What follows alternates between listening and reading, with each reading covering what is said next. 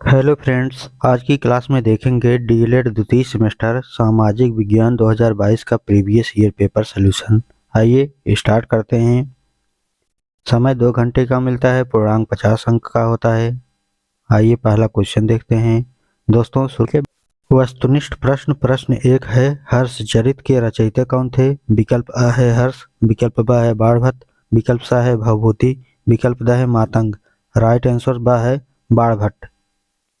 हर्षचरित के रचयिता बाणभट्ट हैं। प्रश्न 2 है, चालुक्य वंश का सबसे प्रतापी राजा कौन था? विकल्प अ है जय सिंह, विकल्प ब है रणराज सिंह, विकल्प स है पुलकेशिन द्वितीय, विकल्प द है पुलकेशिन प्रथम। राइट आंसर स है पुलकेशिन द्वितीय। प्रश्न 3 है, वी आकार की घाटी नदी के किस मार्ग में बनती है? विकल्प अ है ऊपरी मार्ग में, विकल्प ब है मध्य मार्ग में, विकल्प स है निचले मार्ग में, विकल्प द है नदी के मुहाने पर। राइट आंसर अ है ऊपरी मार्ग में।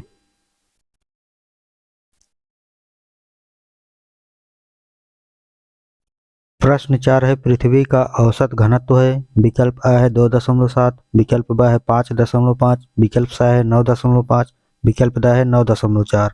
राइट आंसर ब है 5.5।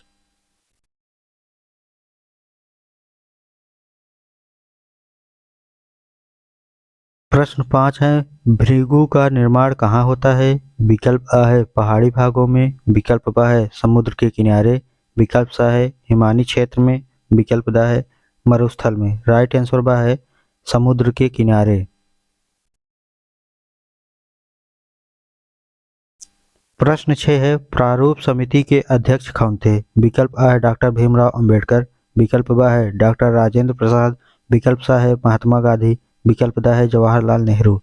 राइट आंसर अ है डॉक्टर भीमराव अंबेडकर जो है प्रारूप समिति के अध्यक्ष थे। प्रश्न 7 है, ज्वालामुखी उद्गार से प्राप्त देव पदार्थ का भूतल पर नाम है? विकल्प अ है सियाल, विकल्प ब है सीमा, विकल्प स है निफे, विकल्प द है लावा। राइट आंसर द है लावा। प्रश्न 8 है, सापेक्ष आर्द्रता मापी जाती है? विकल्प अ है हाइड्रोमीटर, विकल्प ब है हाइग्रोमीटर, विकल्प स है बैरोमीटर, विकल्प द है एनीमोमीटर। राइट आंसर ब है हाइग्रोमीटर।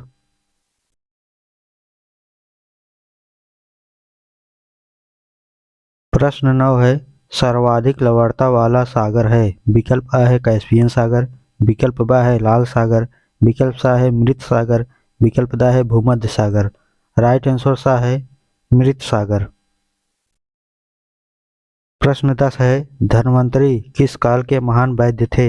विकल्प अ है मौर्य काल, विकल्प ब है गुप्त काल, विकल्प स है महाजनपद काल, विकल्प द है राजपूत काल।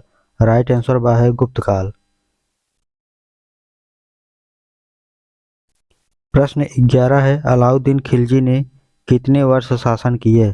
विकल्प अ है 10 वर्ष, विकल्प ब है 15 वर्ष, विकल्प स है 20 वर्ष, विकल्प द है 5 वर्ष। राइट आंसर स है 20 वर्ष। अलाउद्दीन खिलजी ने लगभग 20 वर्षों तक शासन किए। लगभग दोस्तों वह जो है 1296 से 1316 ईस्वी तक शासन किए था, 20 साल तक। प्रश्न 12 है, गत विलास प्रहसन नामक पुस्तक के लेखक हैं? विकल्प अ है महेंद्र वर्मन, विकल्प ब है पुलकेशिन द्वितीय, विकल्प स है नरसिंह वर्मन, विकल्प द है राज राज प्रथम। राइट आंसर अ है महेंद्र वर्मन। गत विलास प्रहसन के लेखक महेंद्र वर्मन हैं। प्रश्न 13 है, जौहर प्रथा का प्रचलन था? विकल्प अ है मौर्य काल में, विकल्प ब है गुप्त काल में, विकल्प स है महाजनपद काल में, विकल्प द है राजपूत काल में। राइट आंसर द है राजपूत काल में। जब राजपूत काल में दोस्तों क्या था, जौहर प्रथा थी। इसमें जो है जब युद्ध हार जाते थे तो जो महिलाएं थी वह जो है अपने आप में जो है आत्महत्या कर लेती थी। ठीक है।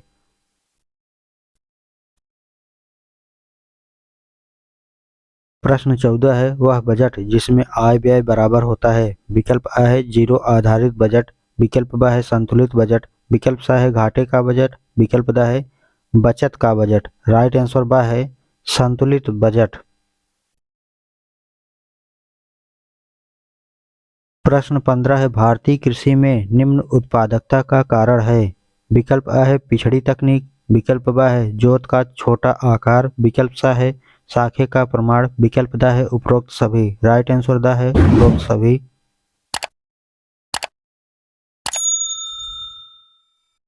अतिलघुत्तरीय प्रश्न संख्या 16 है, डेल्टा किसे कहते हैं।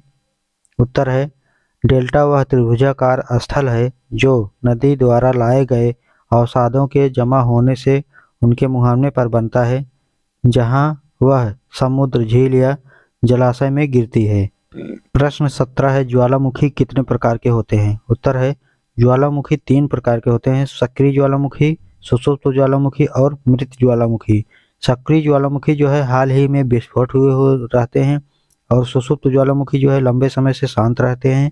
ठीक है, लेकिन जरूरी नहीं शांति रहे, वो कभी भी विस्फोट दोबारा कर सकते हैं। लेकिन मृत ज्वालामुखी जो है वो कभी भी जो है विस्फोट नहीं करते हैं। ठीक है। प्रश्न 18 है, वायुमंडल किसे कहते हैं। उत्तर है वायुमंडल पृथ्वी को घेरे हुए गैसों, जल वाष्प और धूल के कणों की परत है, जिसमें मुख्य रूप से नाइट्रोजन 78%, ऑक्सीजन 21% और अन्य गैसें होती हैं जो पृथ्वी पर जीवन और जलवायु संतुलित बनाए रखती हैं। प्रश्न 19 है, सूर्य तप किसे कहते हैं। उत्तर है लघु तरंगों के रूप में पृथ्वी की ओर आने वाले सौर विकिरण को सूर्य तप कहते हैं। दोस्तों, जो सूर्य है, सूर्य का प्रकाश जो तप रहा है जितनी ज़्यादा, क्या वह यहाँ धरती पर तप रहा उतना नहीं, आते आते उसकी जो है विकिरण क्षमता जो है कम होती जाती है और यहाँ पर जो है बहुत ही कम ताप रह जाता है। पृथ्वी की सतह पर पहुंचने वाली सूर्य ताप की मात्रा सूर्य से विकिरित ताप की मात्रा से बहुत कम होती है, क्योंकि पृथ्वी सूर्य से बहुत छोटी है और यह सूर्य से बहुत दूर है। सूर्य जो है दोस्तों बहुत बड़ा है, पृथ्वी से भी बड़ा है। ठीक है, तो यह जो है सूर्य, लेकिन वह प्रकाश आते आते, वहाँ का जो ताप है वह आते आते, सूर्य एक जलता हुआ गोला है, यहाँ तक आते आते जो है उसकी ताप जो है बहुत ही कम हो जाती है। प्रश्न 20 है, ज्वार भाटा किसे कहते हैं।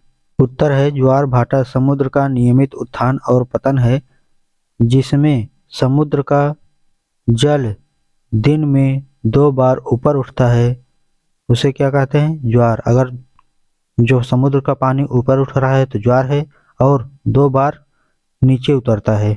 ठीक है। भाटा क्या है, यह सूर्य और चंद्रमा की आकर्षण शक्तियों के कारण होता है। जब सूर्य, पृथ्वी और चंद्रमा एक सीध में आते हैं, पूर्णिमा और अमावस्या, तब सबसे ऊंचे ज्वार आते हैं, इन्हें दीर्घ ज्वार कहते हैं।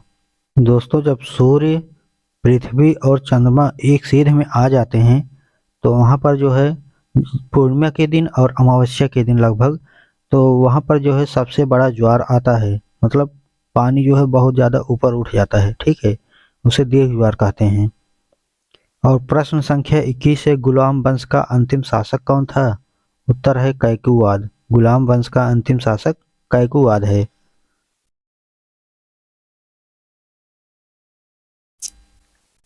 प्रश्न 22 है, कौटिल्य क्यों प्रसिद्ध है। उत्तर है आचार्य कौटिल्य को एक ओर पारंगत और दूरदर्शी रणनीति के रूप में मौर्य साम्राज्य का संस्थापक और संरक्षक माना जाता है, तो दूसरी ओर उन्हें सांस्कृतिक साहित्य के इतिहास में अपनी अतुलनीय एवं अद्भुत कृति के कारण अपने विषय का एकमात्र विद्वान होने का गौरव प्राप्त है। प्रश्न 23 है, चोल वंश के संस्थापक कौन था। उत्तर है विजयाचल। चोल वंश के संस्थापक विजयाचल थे। प्रश्न संख्या 24 है, कुतुबुद्दीन ऐबक कौन था। उत्तर है कुतुबुद्दीन ऐबक फारसी दिल्ली सल्तनत का संस्थापक और गुलाम वंश का पहला सुल्तान था। यह गौरी साम्राज्य का सुल्तान मोहम्मद गौरी का एक गुलाम था। यह गौरी साम्राज्य का सुल्तान मोहम्मद गौरी का एक गुलाम था। गुलामों को सैनिक सेवा के लिए खरीदा जाता था। ठीक है, जो गुलाम थे क्या था, वह सैनिकों के लिए खरीद लिए जाते थे। ठीक है, गुलामों को सैनिक सेवा के लिए खरीदा जाता था। यह पहले गौरी के सैन्य अभियानों का सहायक बना और फिर दिल्ली का सुल्तान बन गया। प्रश्न संख्या 25 है, आंतरिक शक्तियाँ किसे कहते हैं? उत्तर है, आंतरिक शक्तियाँ एंडोजेनिक फोर्सेस वे भूगर्भीय शक्तियाँ हैं जो पृथ्वी के अंतरिक्ष भाग से उत्पन्न होती हैं और धरातल की आकृतियों को प्रभावित करती हैं। ये शक्तियाँ पृथ्वी की सतह को ऊपर उठाने, मोड़ने, फॉल्टिंग और ज्वालामुखी गतिविधियों के माध्यम से नई भूमि आकृतियों का निर्माण करती हैं।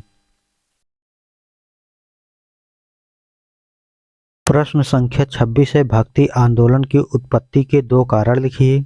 उत्तर है, सूफी संतों की उदार एवं सहिष्णुता की भावना तथा एकेश्वरवाद में उनकी परिवार निष्ठा ने हिंदुओं को प्रभावित किया, जिस कारण से हिंदू इस्लाम के सिद्धांतों के निकट संपर्क में आए। हिंदुओं ने सूफियों की तरह एकेश्वरवाद भी विश्वास करते हुए ऊंच नीच एवं जात पात का विरोध किया। प्रश्न संख्या 27 है, हरित क्रांति का अर्थ बताइए। उत्तर है, हरित क्रांति का अर्थ है, हरित क्रांति का तात्पर्य कृषि करने के तरीकों में सुधार करने तथा कृषि उत्पादन में वृद्धि करने से है।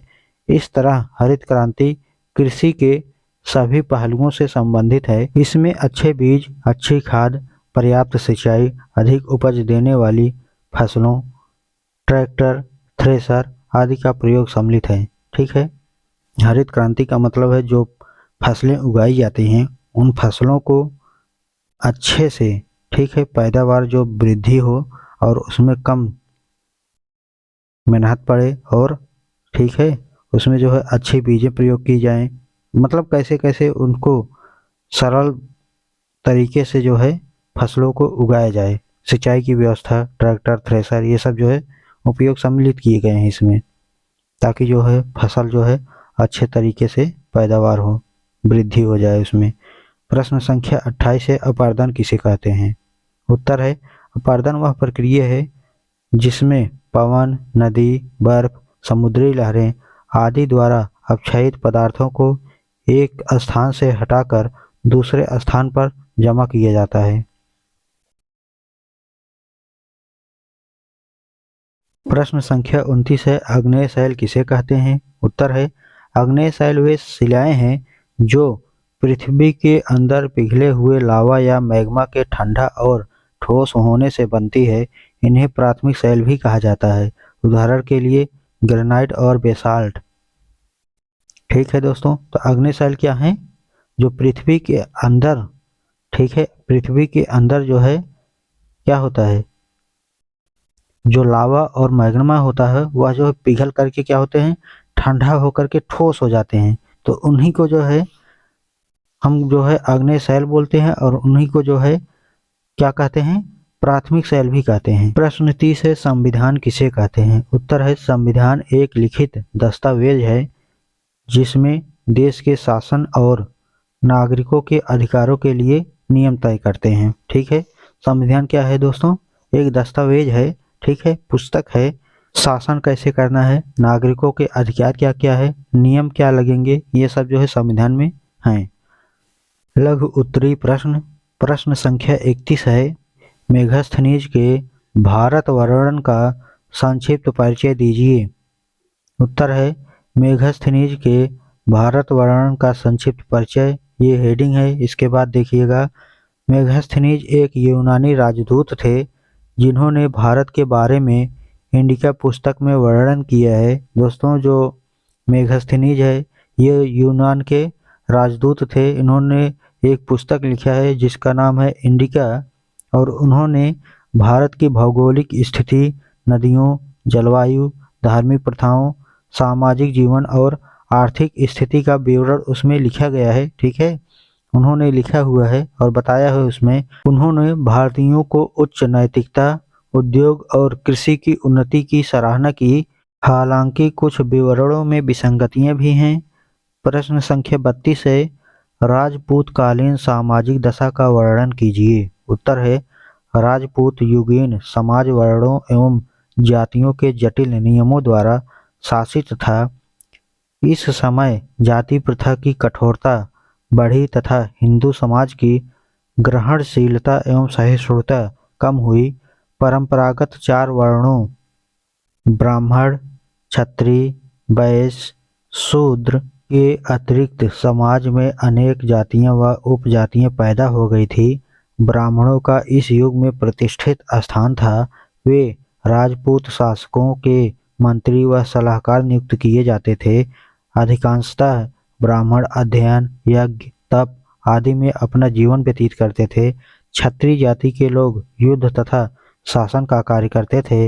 उनमें साहस, आत्मसम्मान, वीरता एवं स्वदेश भक्ति की भावनाएं कूट कूट कर भरी थी। वे अपने जीवन के अंतिम क्षण तक प्रतिज्ञा कर पालन करते तथा शरणगत की रक्षा करना अपना परम कर्तव्य समझते थे।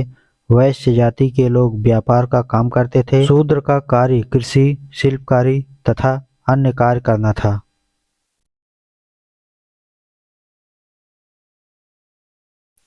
प्रश्न संख्या 33 है, चालुक्य वंश का संक्षिप्त इतिहास लिखिए। उत्तर है, चालुक्य वंश का इतिहास 2 प्रमुख शाखाओं में बांटा जाता है, वातापी के चालुक्य और कल्याणी के चालुक्य। ठीक है, एक तो हो गया वातापी के चालुक्य और दूसरा हो गया कल्याणी के चालुक्य। वातापी के चालुक्यों में बीजापुर जिले के वातापी को अपनी राजधानी बनाया, जिनमें सबसे प्रसिद्ध राजा पुलकेशिन द्वितीय था। उसने कन्नौज के सम्राट हर्षवर्धन को नर्मदा के दक्षिण में रोका। बाद में पल्लव नरेश सिंह वर्मन ने उसे पराजित किया। कल्याणी के चालुक्य के संस्थापक तैलप थे। ठीक है, विक्रमादित्य षष्ठ उनके सबसे प्रतापी शासक थे, जिन्होंने कई युद्धों की विजय प्राप्त की और मंदिरों का निर्माण कराया। 1190 ईस्वी में यादवों ने इस वंश का अंत कर दिया। प्रश्न संख्या 34 है, पृथ्वी की आंतरिक संरचना का वर्णन कीजिए। उत्तर है, पृथ्वी की आंतरिक संरचना 3 प्रमुख परतों में विभाजित है। पहला है क्रस्ट, दूसरा है मेटल, तीसरा है कोर। क्रस्ट पृथ्वी की सबसे बाहरी परत है, ठीक है, जो ठोस और पतली होती है। और मेटल क्या है? मेटल क्रस्ट के नीचे स्थित है और इसमें चट्टानों का घना मिश्रण होता है। कोर क्या है? पृथ्वी का केंद्रीय भाग जो लोहा और निकेल से बना होता है। इसे बाहरी और आंतरिक कोर में विभाजित किया जाता है। बाहरी कोर तरल रूप में होता है, जबकि आंतरिक कोर ठोस रूप में होता है। प्रश्न 35 है, चंद्र ग्रहण एवं सूर्य ग्रहण में अंतर स्पष्ट कीजिए। उत्तर है, चंद्र ग्रहण तब होता है जब पृथ्वी जो है सूर्य और चंद्रमा के बीच आ जाता है और पृथ्वी की छाया चंद्रमा पर पड़ती है। ठीक है, इसके परिणाम स्वरूप चंद्रमा का कुछ या पूरा हिस्सा अंधेरा हो जाता है। सूर्य ग्रहण तब होता है जब चंद्रमा पृथ्वी और सूर्य के बीच आ जाता है और चंद्रमा का अधिकांश या पूर्ण रूप से सूर्य को ढक लेता है। चंद्र ग्रहण दिन में और सूर्य ग्रहण रात में होता है। प्रश्न संख्या 36 है, भारतीय कृषि का विशेषताएं एवं महत्व लिखिए। उत्तर है, भारतीय कृषि की कुछ अपनी विशेषताएं हैं जिनका विवरण निम्नलिखित है। पहला है, भारतीय कृषि किसानों के मात्र जीविका कमाने का साधन है। ठीक है, अन्य व्यवसायों की भांति यह लाभप्रद व्यवसाय नहीं है। दूसरा है, भारतीय कृषक अपने उपभोग की दृष्टि से कृषि कार्य करते हैं, व्यवसाय की दृष्टि से नहीं। ठीक है, और तीसरा पॉइंट है दोस्तों, भारत में खेत छोटे छोटे और बिखरी व्यवस्था में है। ठीक है, कहीं छोटा यहाँ टुकड़ा पड़ा है, कहीं दूसरे जगह पड़ा है। ठीक है, तो उसमें जो है अगर एक स्थान पर है तो जो है पानी की व्यवस्था हो जाएगी। ठीक है, तो वहाँ से जो है सिंचाई अच्छे से हो सकती है। पांचवा है, सिंचाई के साधनों के विस्तार के बावजूद भी यहाँ की कृषि मौसम और वर्षा पर आधारित है। ठीक है, यहाँ पर वर्षा के भरोसे रहा जाता है। बारिश होगी तो फसल अच्छी होगी, नहीं तो अगर ज़्यादा बारिश होगी तो भी खराब हो जाएगी। प्रश्न 37 है, महमूद गजनवी ने भारत पर आक्रमण किस उद्देश्य से किए थे? उत्तर है, महमूद गजनवी ने भारत पर आक्रमण मुख्य रूप से धन की लूट और धार्मिक उद्देश्य से किए थे। उसने भारत के समृद्ध मंदिरों को लूटा, जिसमें सोमनाथ का प्रमुख मंदिर था। उनका उद्देश्य भारतीय उपमहाद्वीप की संपत्ति पर कब्जा करना था और इस्लाम के प्रचार को बढ़ावा देना था। सोमनाथ मंदिर पर दोस्तों 17 बार आक्रमण हुआ था। प्रश्न संख्या 38 है, भारतीय संविधान की प्रमुख विशेषताओं का वर्णन कीजिए। उत्तर है, भारतीय संविधान के अनेक उल्लेखनीय विशेषताएं हैं, जिसमें से प्रमुख इस प्रकार हैं, देखते हैं। पहला है अत्यंत विस्तृत तथा व्यापक। भारतीय संविधान विश्व के विशालतम संविधानों में से एक है। शुरू में इसमें 395 अनुच्छेद, 22 भाग और 8 अनुसूचियां थी, जबकि वर्तमान समय में 448 अनुच्छेद, 25 भाग और 12 अनुसूचियां हैं। आइवर जेनिक्स ने इसे विश्व का सबसे बड़ा और विस्तृत संविधान कहा है। 8 अनुसूचियों से बढ़ा करके दोस्तों ये 12 अनुसूचियां हो गई हैं। ठीक है, पहले 395 था, अब जो है 448 अनुच्छेद हो गए हैं। पहले 22 भाग थी, अब 25 भाग हो गए हैं। दूसरा है संपूर्ण प्रभुत्व संपन्न लोकतंत्रात्मक गणराज्य। संविधान की प्रस्तावना के अनुसार भारत एक संपूर्ण प्रभुत्व संपन्न लोकतंत्रात्मक गणराज्य है। संपूर्ण प्रभुत्व संपन्न का अर्थ है कि भारत आंतरिक और बाह्य रूप से स्वतंत्र है और अपनी नीतियों का निर्माण स्वयं करेगा। ठीक है, समाजवादी का मतलब क्या है? तीसरा पॉइंट है, समाजवादी राज्य से आशय है कि सभी को अपने विकास तथा उन्नति के समान अवसर प्राप्त होंगे। ठीक है। चौथा पॉइंट है संघात्मक शासन। भारत में संघात्मक शासन व्यवस्था लागू किया गया है। यहाँ 2 सत्ताएं केंद्र और राज्य हैं। इनके मध्य शक्तियों का स्पष्ट विभाजन है। पांचवा पॉइंट है संसदीय शासन प्रणाली। ब्रिटेन की भांति भारत में भी संसदीय शासन प्रणाली की स्थापना की गई है। इस प्रणाली में कार्यपालिका मंत्रिपरिषद, विधायिका के निम्न सदन लोकसभा के प्रति उत्तरदायी होती है। छठवां पॉइंट है धर्मनिरपेक्ष राज्य। संविधान द्वारा भारत को धर्मनिरपेक्ष राज्य घोषित किया गया, अर्थात भारत राज्य का अपना कोई धर्म नहीं है, लेकिन भारतवासी किसी भी धर्म को अपना सकते हैं। सातवां पॉइंट है मूल अधिकारों की व्यवस्था। संविधान द्वारा भारतीय नागरिकों को 6 मूल अधिकार की व्यवस्था की गई है। ठीक है, पहला है समानता का अधिकार, दूसरा है स्वतंत्रता का अधिकार, तीसरा है शोषण के विरुद्ध अधिकार, चौथा है धार्मिक स्वतंत्रता का अधिकार और पांचवा है सांस्कृतिक और शिक्षा संबंधित अधिकार, छठवां है संवैधानिक उपचारों का अधिकार। ठीक है। प्रश्न 39 है चोल प्रशासन की प्रमुख विशेषताओं का उल्लेख कीजिए। चोल प्रशासन की प्रमुख विशेषताएं थी, पहला है केंद्रीय शासन। राजा सर्वोच्च शासक होते थे और मंत्रिपरिषद निर्णय में मदद करती थी। दूसरा है स्थानीय प्रशासन। पंचायतों और नगरों द्वारा शासन चलाया जाता था।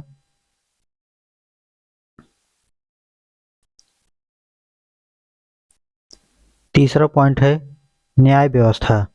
पंचायतें और ग्राम प्रमुख न्याय का कार्य करते थे। चौथा पॉइंट है वृत्ति प्रशासन।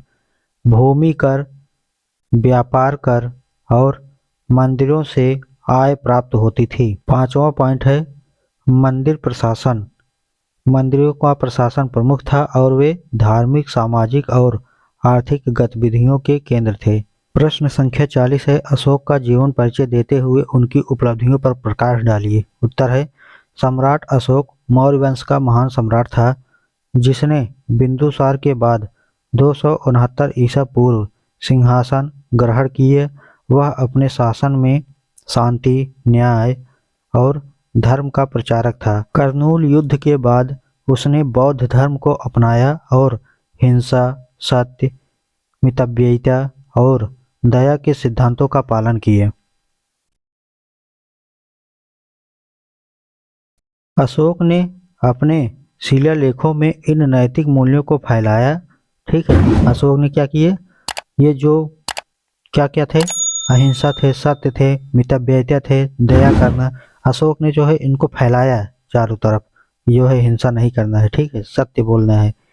उनके शासन में साम्राज्य की सीमाएं विस्तारित हुई और प्रशासनिक सुधार हुए। दोस्तों ये था सामाजिक विज्ञान 2022 का पेपर सॉल्यूशन। कैसा लगा वीडियो बताइएगा और दोस्तों के साथ शेयर कीजिएगा।